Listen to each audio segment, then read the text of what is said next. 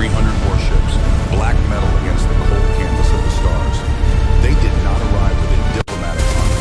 They did not arrive with a warning. They arrived with a shadow that swallowed the sun. The message was You broadcast think this ends across here? every frequency, on every I'm not screen, done in with every you. language known to man. It was The not a simulations negotiation. confirm a global It was escalation. an The ultimatum. impact radius is You have been expanding. discovered by What the are our Calreth options? Empire. Your world possesses resources we require. You have two choices.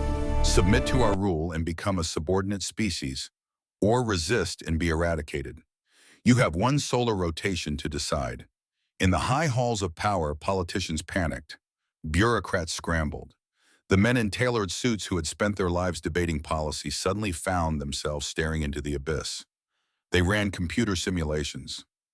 They consulted top military minds. The answer was always the same. The enemy had shields that could deflect nuclear payloads. They had plasma weaponry that could slice a battleship in half from orbit. They had a 4,000-year history of unbroken military conquest. Earth's conventional forces would last roughly 3 days. Surrender seemed logical.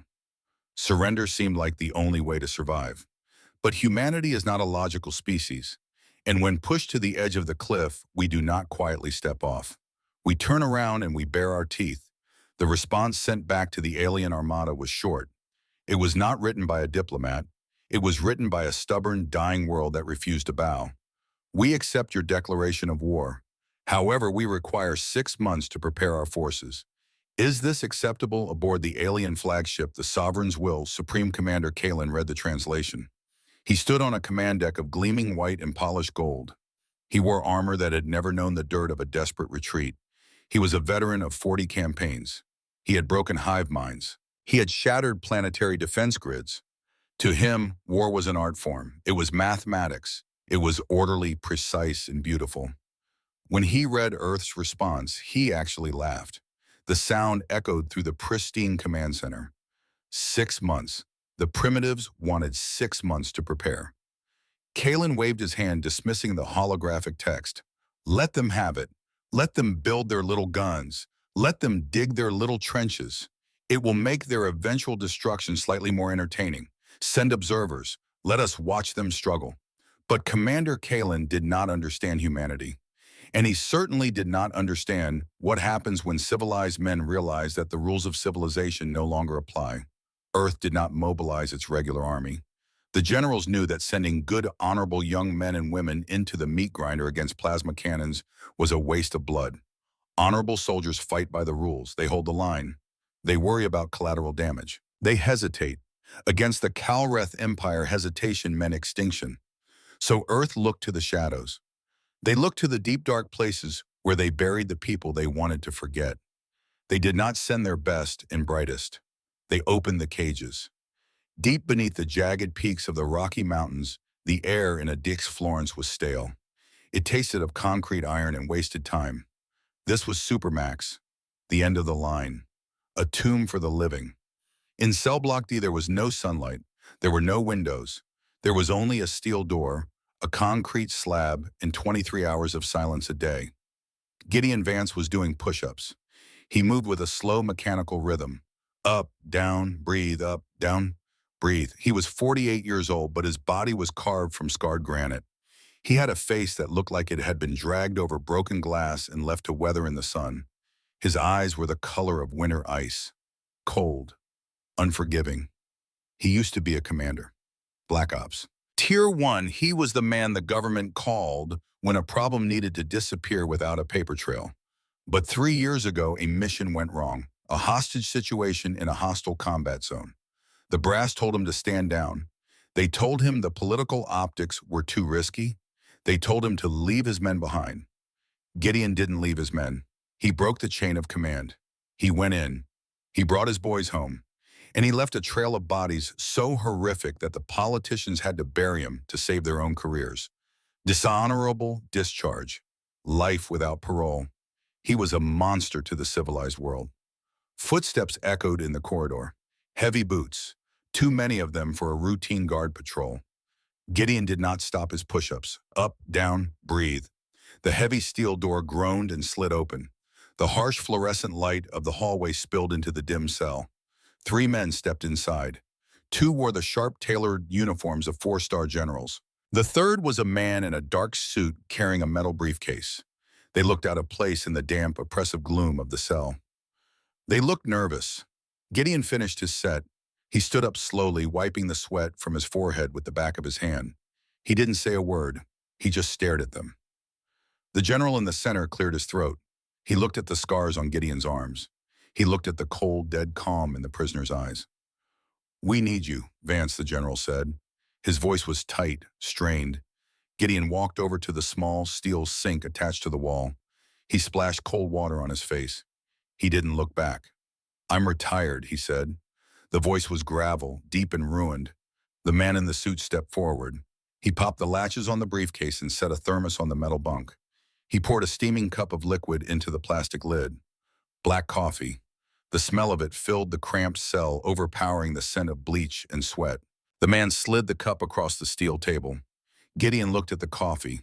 Then he looked at the suit. "There's an armada in orbit," the general said.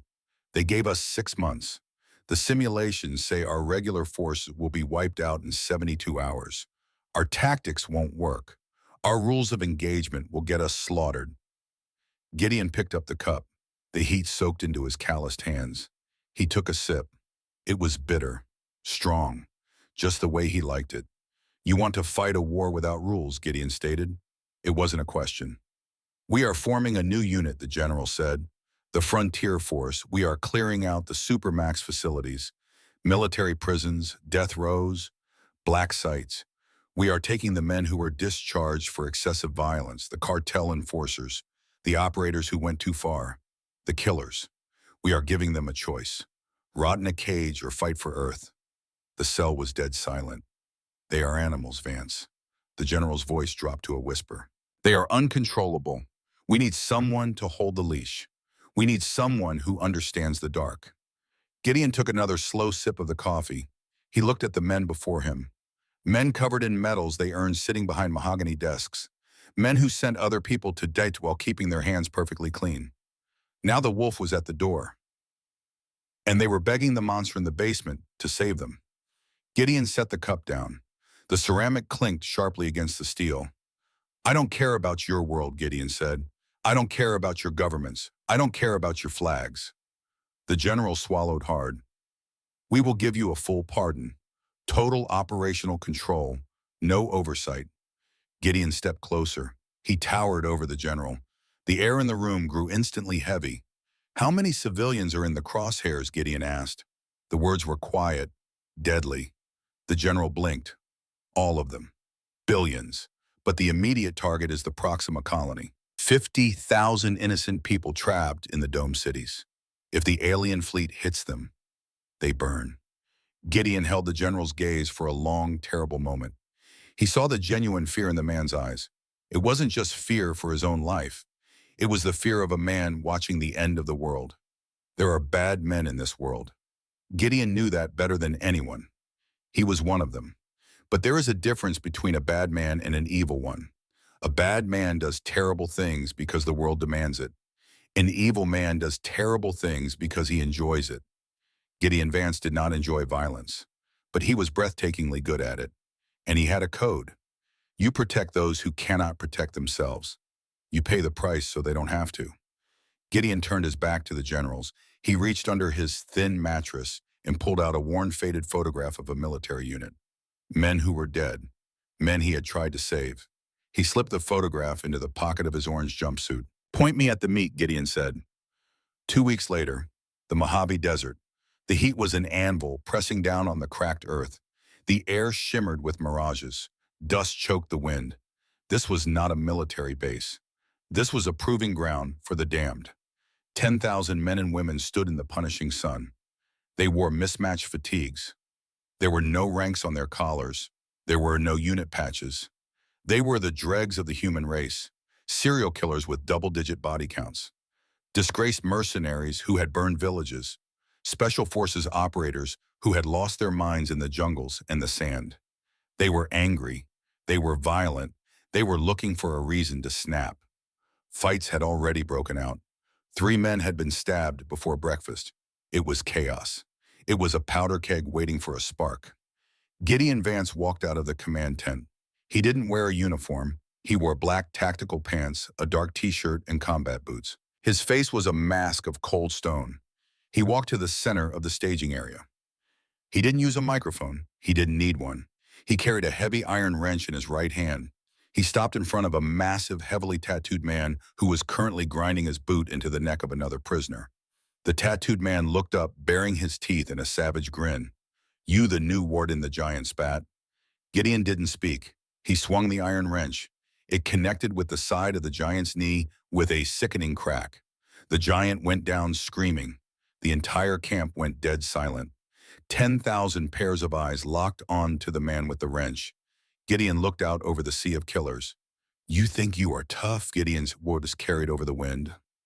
"Rough and jagged. You think because you slit a throat in a dark alley or burned a village that you know what war is. You know nothing." He paced down the line, his eyes locking with theirs, daring them to challenge him. "The enemy we are facing has conquered 1,000 worlds. They are bigger than us. They are faster than us. Their armor will stop your bullets. Their guns will vaporize your flesh. If you fight them fair, you will die." Gideon stopped. He pointed the bloody wrench toward the sky. "So we do not fight fair. Honor is a luxury we can no longer afford. Honor gets you killed. We are going to cheat. We are going to lee. We are going to bite and scratch and tear. We are going to make them bleed for every inch of dirt. You are not soldiers anymore. You are a plague, and I am going to teach you how to spread." For the next 5 months, the Mojave Desert turned into a slaughterhouse of training. Gideon did not teach them how to march in formation. He taught them how to make explosives out of cleaning supplies and rust. He taught them how to bypass locking mechanisms using brute force and short circuits. He taught them chaos. There were no sparring matches. There was only blood. They practiced zero-gravity combat by fighting in sensory deprivation tanks with actual knives. They practiced boarding actions by blowing the doors off scrapped airliners and storming the cabins in complete darkness, using only touch and sound to find their targets.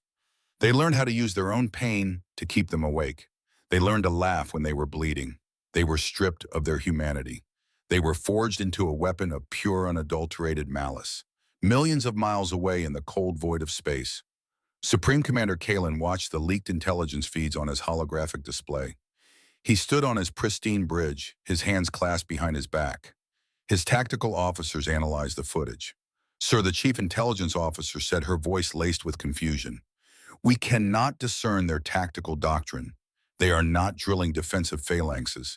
They are not establishing supply chain logistics." Kalen frowned. He watched a video of human trainees fighting in a mock urban environment. There was no unit cohesion. Men were crawling through ventilation shafts. Women were dropping from ceilings with garrotes. They were using improvised flashbangs that blinded their own people as much as the simulated enemy. "What is this?" Kalen murmured. "They call it chaos doctrine, sir," the officer replied. "They are intentionally training their forces to be entirely unpredictable. They are removing the concept of a front line." Kalen scoffed, a deep rumbling sound of absolute contempt. "Unpredictable is just another word for disorganized," Kalen said. "You cannot win a war with street thugs and parlor tricks. War is an equation. Superior firepower, superior discipline, superior armor. These apes are rolling in the mud." Kalen walked over to a side table. His aide had prepared a beverage.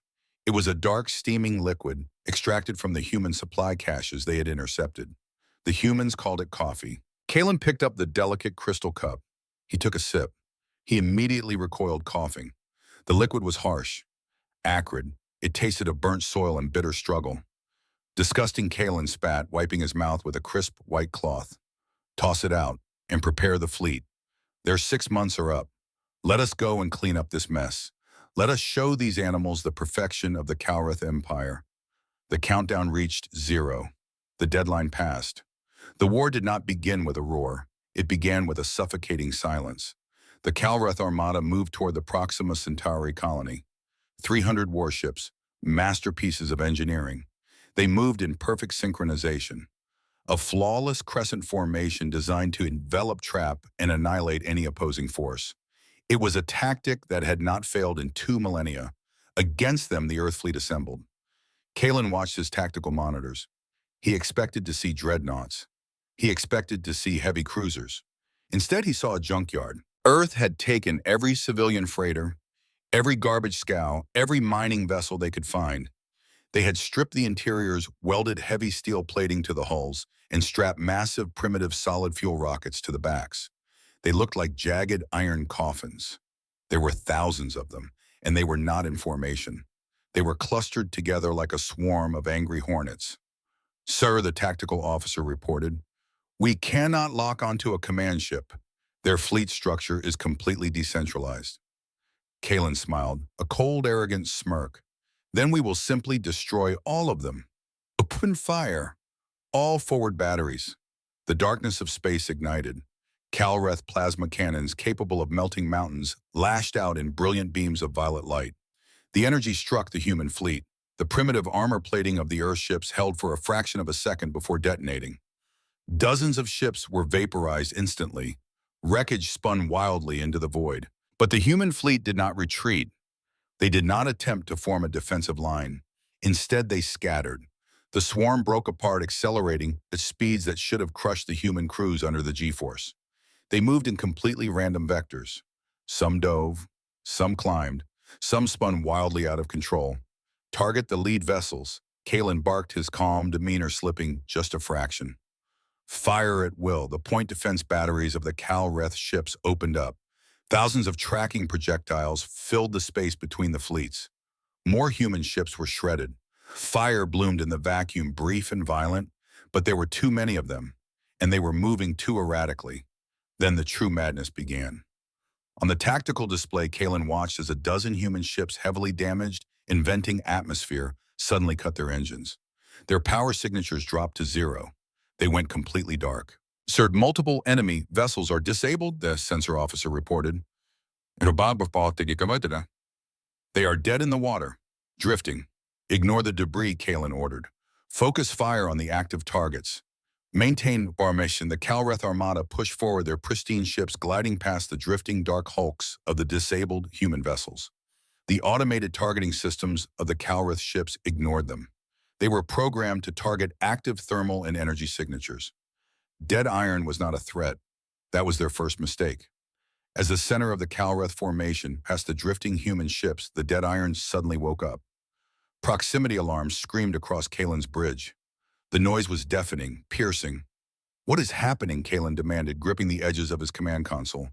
"Sir, the dead ships, they are reigniting their drives." Kalen stared at the monitors in absolute horror. The human ships had not been disabled. They had played dead. They had intentionally shut down life support navigation and power, drifting blindly through the crossfire just to get inside the Calreth shield perimeter. And now they were inside.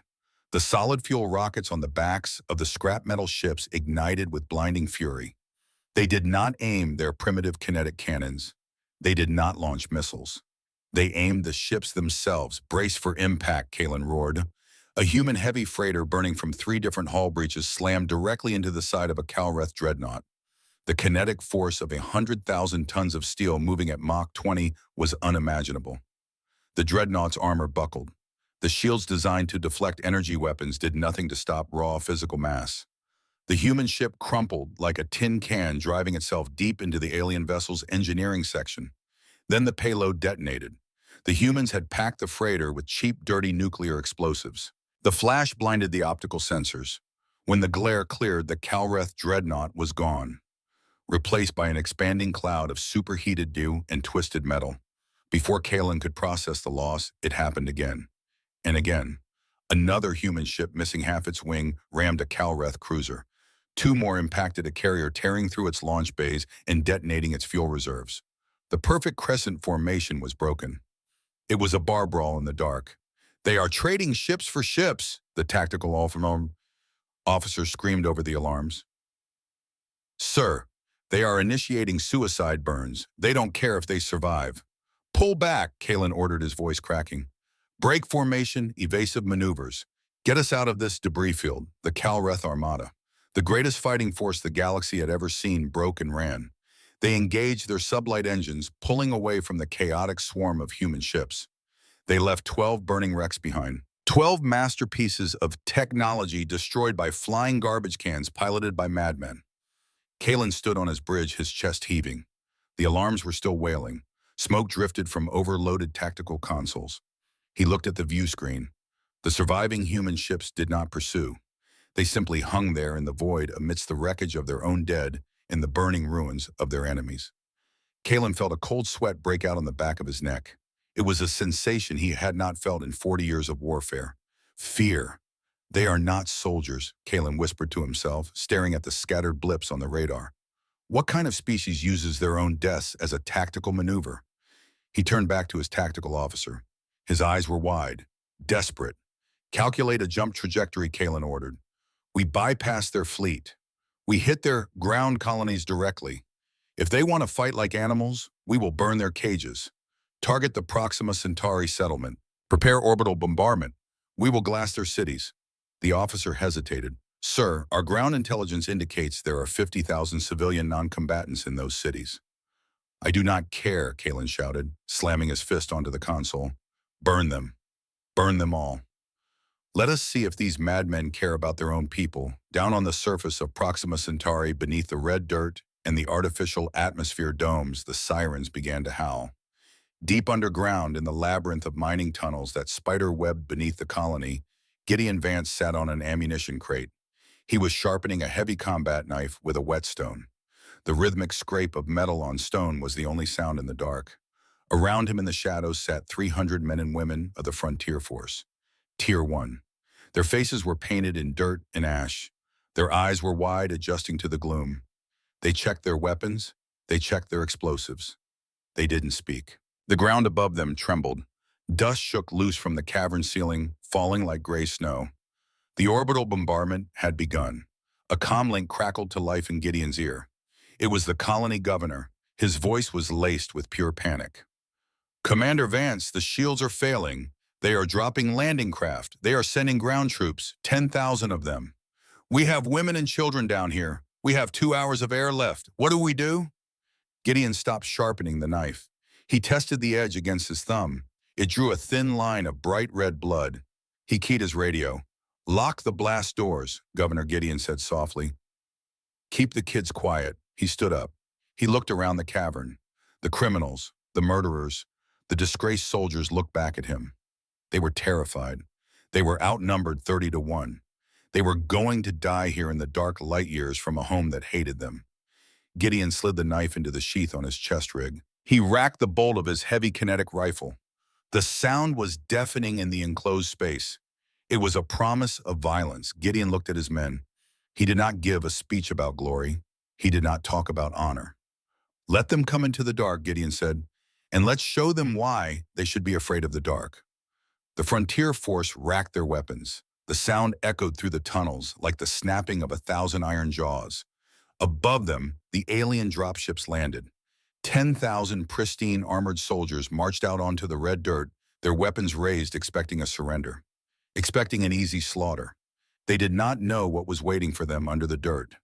They did not know that humanity had already crossed the point of no return. The wolves were off the leash, and they were very, very hungry. The air on the Calreth flagship was entirely too clean.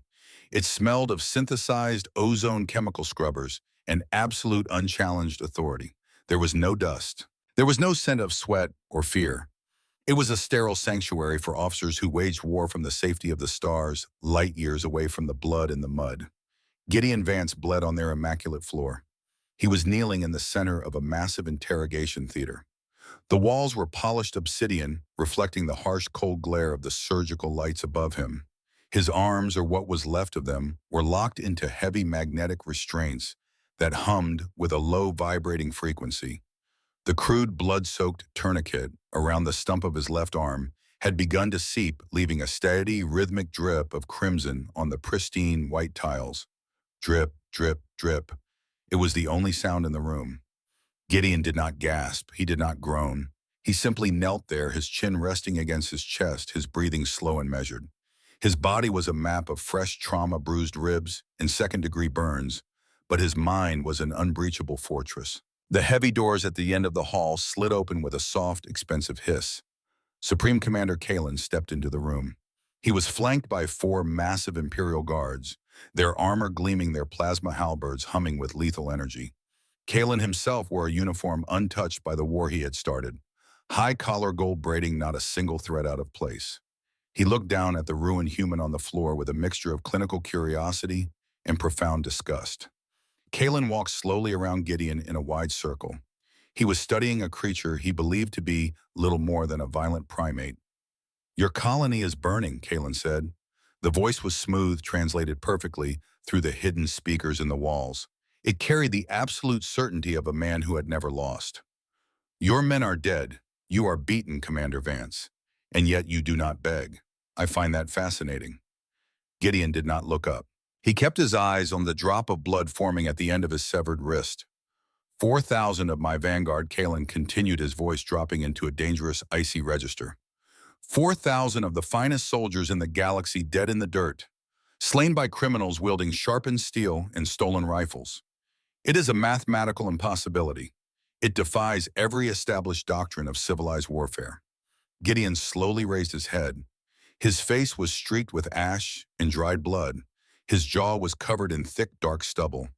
But it was his eyes that made Kalen pause. There was no defeat in those pale, winter ice eyes. There was only a cold, terrifying patience. "Civilized warfare," Gideon rasped.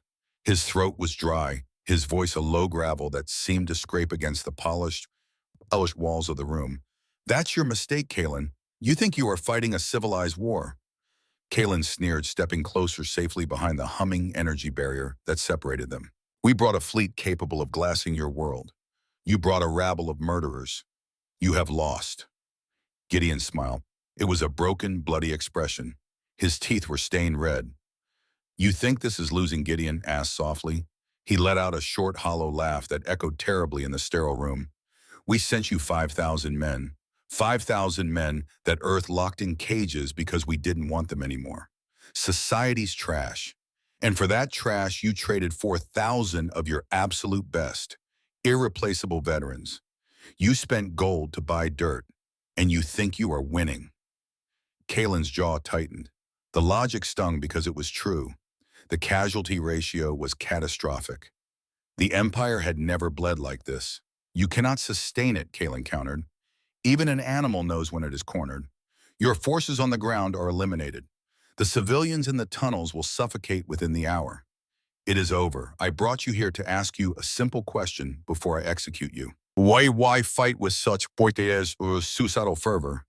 Gideon leaned forward against the magnetic restraints. The metal burned his bare skin, but he ignored it. He locked his eyes directly onto Kalen's. "Because of the tears, Kalen." The alien commander frowned. "What are you talking about?" Gideon lowered his voice to a whisper that forced the supreme commander of the Calreth Empire to lean in closer just to hear it. "The men down there in the dirt, the ones who tore your perfect soldiers to pieces, they were Tier 1. Kalen felt a cold prickle of unease at the base of his neck. "What does that mean?" "It means they were the sane ones," Gideon said. The smile faded from his face, replaced by a grim, deathly seriousness. They were soldiers who went a little too far. Men who liked the trigger a little too much. But they still understood orders. They still understood fear. They were just violent. Gideon pulled hard against the restraints. The magnetic field whined in protest. "But Earth is a very old, very dark place, Kalen. We have deep closets, and we hide terrible things in them. Tier 1 was just the opening act. If you don't turn your ships around right now, if you let those people in the tunnels die, Earth isn't going to send soldiers anymore. They are going to send Tier 2. Kalen tried to maintain his composure, but his pulse was beginning to race. "Bluffing. You are a beaten animal trying to buy time." "Am I?" Gideon's voice was like grinding stones. "Look into my eyes, Kalen. Tell me I'm bluffing. Tell me you want to meet the men Earth considers too dangerous to exist. Serial killers who don't feel pain. Psychopaths who will board your pristine ships, hide in your ventilation shafts, and hunt your crew in the dark, not to win a war, but because they enjoy the sound your people make when they bleed. Men who will use your own severed limbs to beat you to death while humming a lullaby." The silence in the room was absolute. Even the Imperial guards seemed to grip their weapons a little tighter. And if Tier 2 doesn't work, Gideon whispered, leaning back, the blood continuing to pool beneath him, then God help you, because then they unlock Tier 3. Kalen's voice trembled just a fraction. There is no Tier 3. Tier 3 isn't men, Gideon said. The light in his eyes seemed to die completely, leaving nothing but a vast hollow void. Tier 3 is the stuff we banned ourselves from using. The stuff that gave our own scientists nightmares. Biological agents that rewrite your DNA while you are still breathing. Nanites that eat through your starship's hulls and turn your crews into walking batteries. Pathogens designed specifically to target the Calreth genome. It kills the men. It kills the women. It kills the children in their cribs. You would not, Kalen breathed, his arrogant facade finally cracking. That is genocide. That is the destruction of a civilization. You would be monsters. Gideon looked up. A single drop of sweat mixed with blood rolled down his cheek. Yes, Gideon said simply. We would be monsters. We would burn our own souls to ash. But we would survive. And you would be a memory. Kalen took a slow, unsteady step backward. He looked at the man in the chains. He expected to see a fanatic. He expected to see a madman. But he didn't. He saw a tired, battered old soldier who was stating a mathematical fact. Humanity was not civilized. Humanity was wearing a mask of civilization. And Kalen had just forced them to take it off. A chime interrupted the suffocating silence of the room. Kalen's communications officer spoke rapidly through the earpiece. Sir, we have an incoming vessel. It just dropped out of hyperspace. It is transmitting diplomatic clearance codes. Kalen blinked. A diplomatic vessel? Now, yes, sir, it is a single unarmed transport. They are requesting permission to dock. They say they represent the United Nations of Earth. They say they are here to accept your surrender. Kalen looked at Gideon. Gideon just smiled, resting his chin back on his chest. They brought the boys Kalen. Gideon murmured, his eyes closing. Better let them in. 1 hour later, neutral space aboard the Calreth flagship. The Grand Conference Hall was a cavern of white marble and gold. It was designed to intimidate. It was designed to make lesser species feel small, insignificant, and awed by the majesty of the Empire. It did not work on the humans. Ambassador Evelyn Hayes walked through the towering double doors. She was in her late 50s, wearing a sharp-tailored charcoal suit. Her silver hair was pulled back into a severe knot. She carried no weapons. She carried a leather portfolio. Her face was calm, professional, and utterly devoid of fear. But it was not Evelyn Hayes that made the Calreth High Command freeze in their seats. It was the 5 men walking behind her. They wore no uniforms. One wore a faded denim jacket. Another wore a stained mechanic's jumpsuit. They carried no visible weapons, but their presence dropped the temperature in the room by 10 degrees. This was Tier 2. They walked with an unnatural stillness. Their eyes were entirely too wide, taking in the room not as a diplomatic setting, but as a butcher views a slaughterhouse. One of them, a tall, gaunt man with a jagged scar across his throat, locked eyes with a Calreth Imperial Guard. The human didn't blink. He just stared. And then very slowly, he smiled. It was a smile that did not reach his eyes. He tilted his head as if admiring the guard's neck, calculating the exact amount of pressure required to snap it. Another one, a heavy-set man with knuckles covered in old white scar tissue, was quietly humming a cheerful nursery rhyme under his breath. The juxtaposition of the cheerful tune and the dead shark-like look in his eyes was deeply, profoundly terrifying. They did not speak. They did not sit. They simply stood behind Ambassador Hayes, radiating a quiet, eager violence. They were begging for someone to make a sudden move. They were praying for the negotiations to fail. Supreme Commander Kalen sat at the head of the long obsidian table. He looked at the 5 men. He looked at Ambassador Hayes. He remembered Gideon's words in the interrogation room. Monsters off the leash. Ambassador Hayes sat down. She opened her portfolio. She did not offer pleasantries. Commander Kalen, Hayes said. Her voice was crisp, clear, and cut through the tension like a scalpel. I am here to present the terms of your immediate withdrawal from the Proxima Centauri system and all human claim space. Kalen bristled, his pride fighting his survival instinct. You are in no position to demand terms, Ambassador. My fleet still holds orbit. Hayes did not flinch. She slid a single sheet of actual paper across the polished table. We are not demanding, Commander. We are offering you a way to leave with your species intact. If you do not sign this document, my government has authorized the immediate deployment of Protocol Omega. I believe Commander Vance has already briefed you on our Tier 3 capabilities. Kalen looked at the paper. Then he looked at the tall, gaunt man behind Hayes. The man was still smiling at the guard. The guard, a veteran of 20 wars, was visibly sweating. Are you truly prepared to unleash biological Armageddon? Kalen asked, his voice low.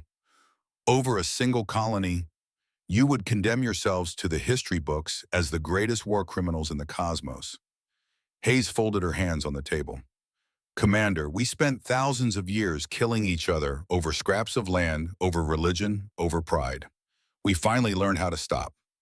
We locked our demons in the basement so we could reach for the stars. If you force us to open that basement door to survive, we won't lose a moment of sleep over what those demons do to you. She tapped the paper. Sign it, pack up your ships, go home, and never ever cross into our space again. Kalen looked at the document. He looked at the flame of silent killers. He thought of the mathematical certainty of the Calreth Empire. He realized with a sickening drop in his stomach that mathematics meant nothing to a species willing to commit suicide just to ensure you died with them. Kalen reached into his uniform. He produced a golden stylus. His hand shook just slightly as he pressed the tip to the paper. He signed. The war was over, not with a grand final battle, not with the destruction of a fleet, but with the stroke of a pen driven by absolute paralyzing dread. The Calreth Armada withdrew. They did not fire another shot. They broke orbit and jumped into hyperspace, leaving the shattered ruins of Proxima Centauri behind. They left in silence. For the first time in 4,000 years, the Empire had retreated. 6 weeks later, the wind howled across the red irradiated dirt of Proxima Centauri. The skies were bruised purple and gray, choked with the dust of the orbital strikes. The colony was gone.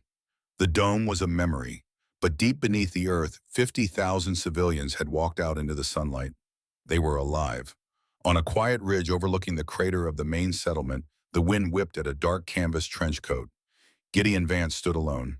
His left arm ended in a gleaming functional prosthetic of dark steel and synthetic muscle. The government had given him the best money could buy. They had given him medals. They had given him parades. Gideon hadn't attended any of them. He stood in front of a sprawling field of wooden crosses and jagged stones, 5,000 of them, row after row, stretching out into the red dust. There were no military insignias on these graves. There were no flags draped over them. They were the graves of cartel bosses, bank robbers, murderers, and disgraced soldiers. They were the graves of men the universe wanted to forget. Gideon held a steaming paper cup in his right hand. Black coffee. He took a slow sip. He let the bitter heat wash over the back of his throat. He walked down the rows. He remembered their faces. Hector, Smitty, Sarah, Rodriguez. He remembered the sound of their laughter in the dark as the alien plasma burned through the doors. He remembered the way they had died. Not running, not begging, but standing their ground, spitting blood in the face of an invincible empire. They were bad men, but in the end they were the right men. A heavy set of footsteps crunched on the gravel behind him. Gideon didn't turn around. He knew the gate. Evelyn Hayes stopped a few feet away. She was wearing a heavy parka against the biting wind. She looked at the sea of graves. The Senate wants you back in Washington, Gideon Hayes said quietly. They want to give you a star. They want to make you head of planetary defense. Gideon took another sip of his coffee. Tell the Senate I'm dead, he replied. Hayes sighed. A plume of white breath caught in the wind. You saved billions of lives. You saved the colony. You broke the Calreth Empire without firing a single shot in orbit. You're a hero whether you like it or not. Gideon turned his head, his pale eyes locked onto the ambassador. I'm not a hero, Evelyn. I'm the monster that keeps the other monsters in the dark. He looked back at the graves. These men, they bought humanity a second chance, but the Empire is out there. They are scared now. But fear fades. In a decade, in a century, they might forget what we showed them. They might come back. Or something worse will. So what are you going to do? Hayes asked. Gideon drained the rest of his coffee. He crushed the paper cup in his steel prosthetic hand. I'm staying on the frontier, Gideon said, his voice carrying over the howling wind. I'm going to find the darkest, coldest rock on the edge of human space. And I'm going to watch the gate. Hayes nodded slowly. She understood. Earth needed to remain civilized. It needed its art, its laws, its gentle light. But to keep that light burning, someone had to stand out in the freezing dark. Thank you, Gideon. Hayes turned and walked back toward the waiting dropship. Gideon stood alone on the ridge. The wind tore at his coat. Light years away in the grand capital of the Kalreth Empire, Supreme Commander Kalen sat at a heavy mahogany desk. He had resigned his commission. He was an old man now, broken by a truth he could not unlearn. He dipped a physical pen into an inkwell, writing the final lines of his memoirs, the book that would become required reading for every military academy in the Empire. His hand moved slowly across the parchment. We possess the ships. We possess the armor. We possess the discipline. We believed that warfare was a science to be perfected. We were wrong. Warfare is a descent into madness, and we were defeated by a species that had already mapped the bottom of the abyss.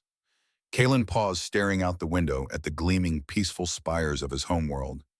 He thought of the man missing a hand bleeding on his floor, smiling at him. He wrote the final sentence: "Never fight a species that has nothing left to lose, because they will teach you what it truly means to be afraid." Back on the ridge of Proxima, the sun began to set, a harsh, blood-red star dipping below the jagged horizon. Gideon Vance stood amidst the 5,000 graves. He reached into his pocket and pulled out the old faded photograph, his old unit, the men he had broken the rules to save. He knelt down, pressing the photograph into the red dirt at the base of a nameless wooden cross. He stood up. He looked out at the vast, uncaring expanse of the cosmos. It was cold. It was full of predators. It was dark. Gideon's steel hand clenched into a fist. "Let them come," he whispered to the stars. "The universe is a dangerous place. It is cold and it is cruel. Empires rise and crush the weak under iron boots. But there is a truth out there in the dark, a truth that the galaxy has finally learned to fear. When the night is darkest, when the monsters are at the door, when the civilized world closes its eyes and waits for the end, when you call for help, humans will come. Always."